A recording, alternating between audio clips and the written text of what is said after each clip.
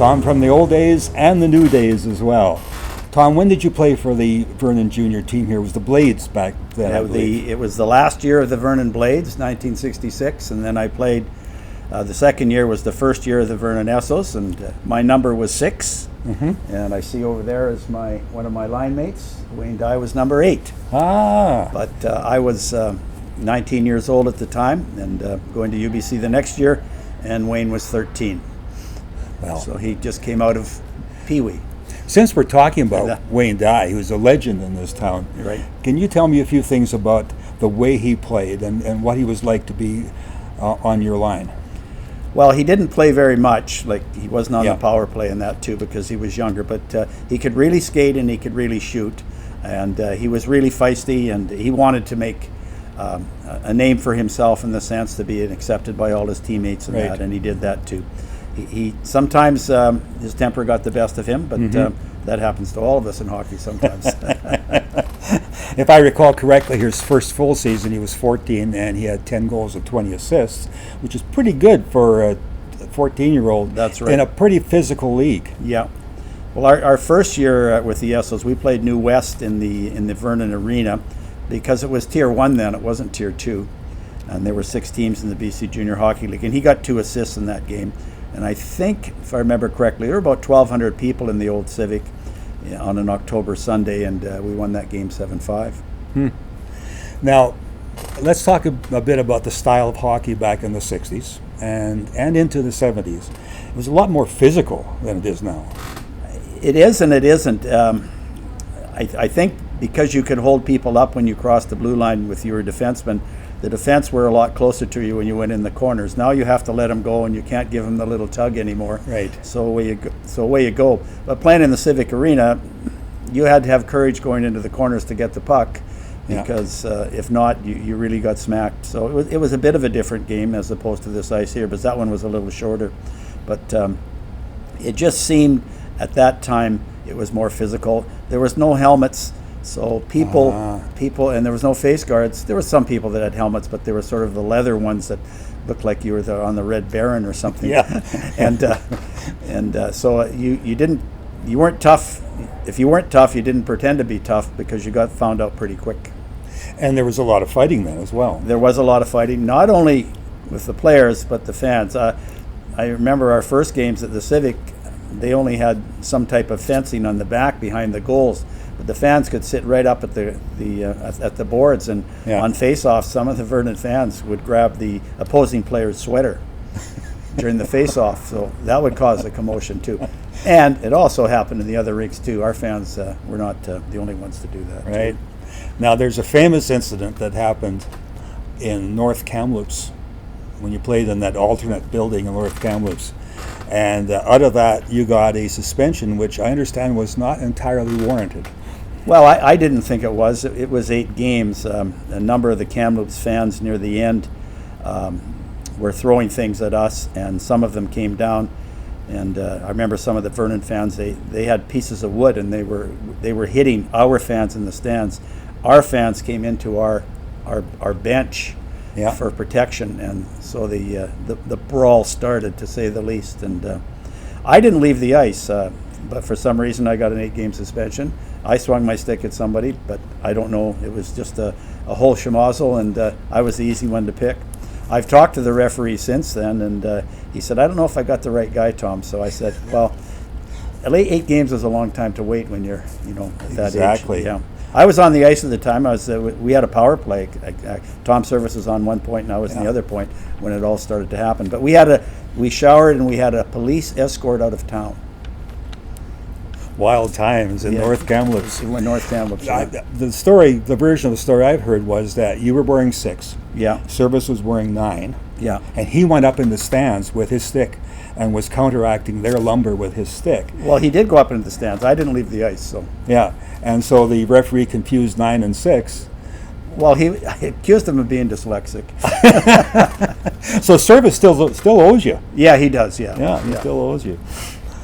From there, you went to UBC. Yes. You played for the Braves and the Thunderbirds. Yeah, I played for the UBC Braves. I didn't make the Thunderbirds at the start. I had broken my arm later that year in junior hockey, so I was out for a while. So I went to training camp, and I didn't make the Thunderbirds right off the bat. I was a rookie, and I played for the Braves. Now the UBC Braves in those days played in the BC Intermediate League, so it was a very good league. So all the intermediate teams in BC played against the younger guys from UBC, and then in end of October, UBC was in Manitoba.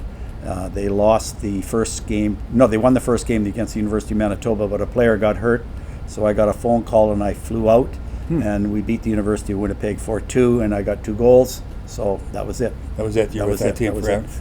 Now, my notes say that in your career at UBC, you had 69 goals, 92 assists.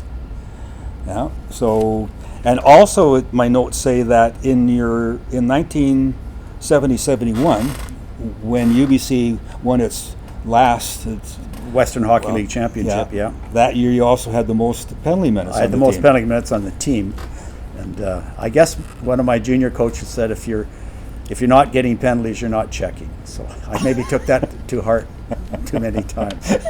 But I think anybody that played center will probably attest. If you have the puck a lot, you're going to attract attention. Yes. Attention, and I tended to attract attention, I guess. And you were playing center. I played center as well all the time. Yeah.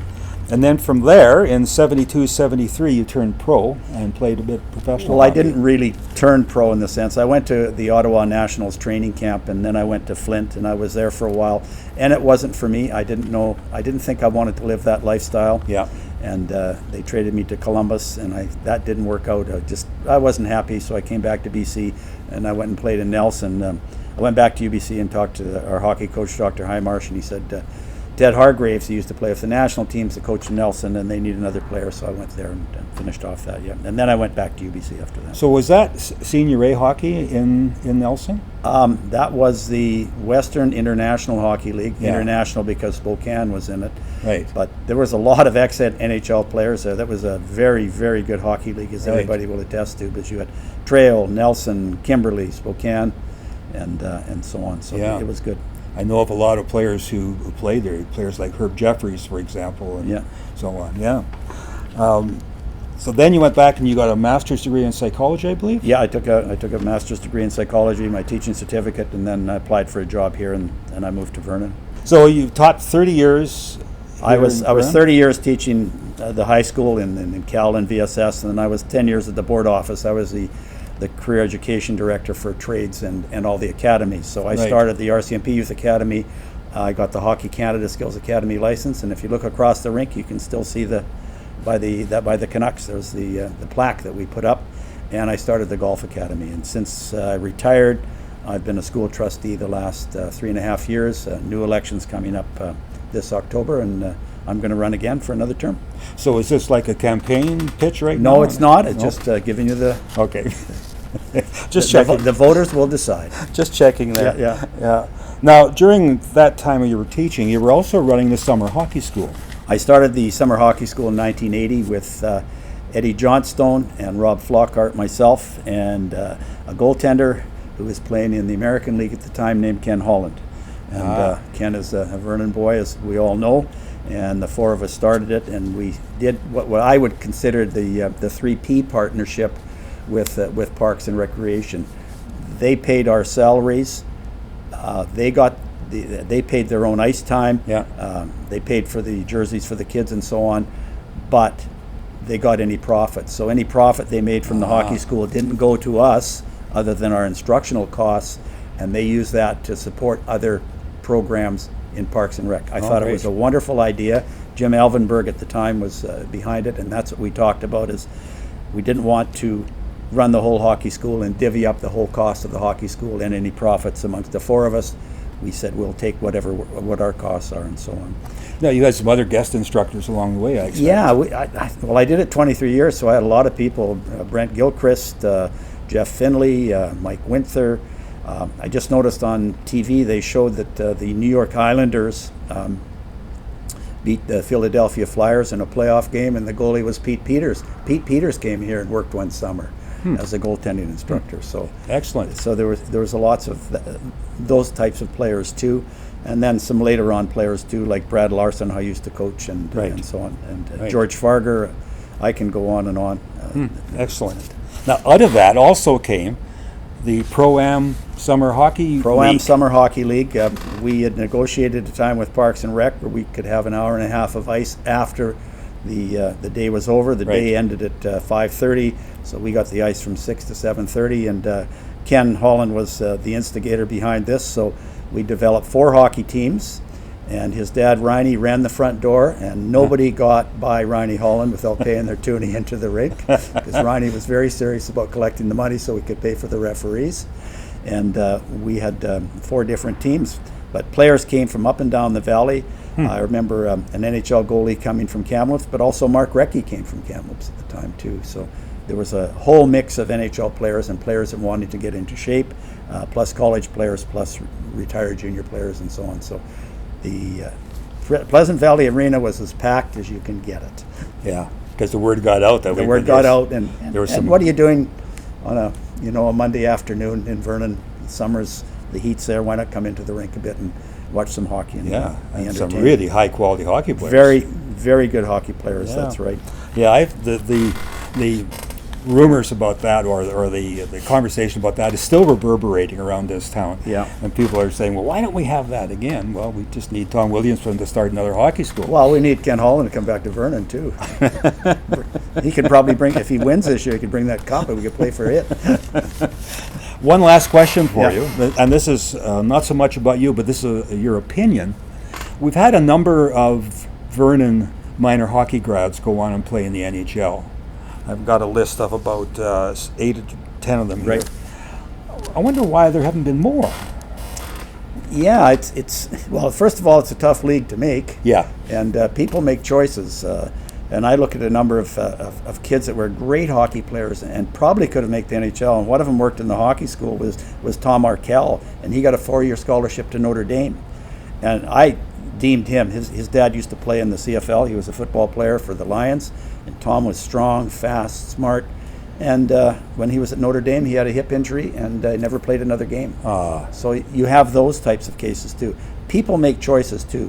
What are you going to do after you play? Yes. And so on. And I remember an interview when I was at UBC. Dr. Highmarsh was interviewing with the coach of the New Westminster Bruins, Punch McLean. So they were comparing programs. And the interviewer in Vancouver said, well, Mr. McLean, how many players did you graduate that turned professional? And he said, I graduated 7. They're going to be in the NHL next year. And Dr. Highmarsh says, well, I graduated 12. And Punch McLean looked at him and said, well, what do you mean? He said, well, I've got a urologist, I got a doctor, I got a lawyer, I got a teacher. They all turn professional. So, there's a different way of looking at it. Yes. Kudos to all those people that go to the NHL. It's a wonderful experience in that. But at some point in time, that ends, and what do you do for the rest of your career? So most college hockey players have made the choice to access their college stuff. You look at David Robertson, who went and played at the university. He was actually in my hockey academy here, went to University of Calgary, went to UBC, and now he's back working for the Vernon Fire Department. First-class hockey player, good athlete, all these things too. And a first-class person. And a first-class person, that's right. Tom Williamson, it's been a pleasure. Thank you. Thanks Okay. for coming.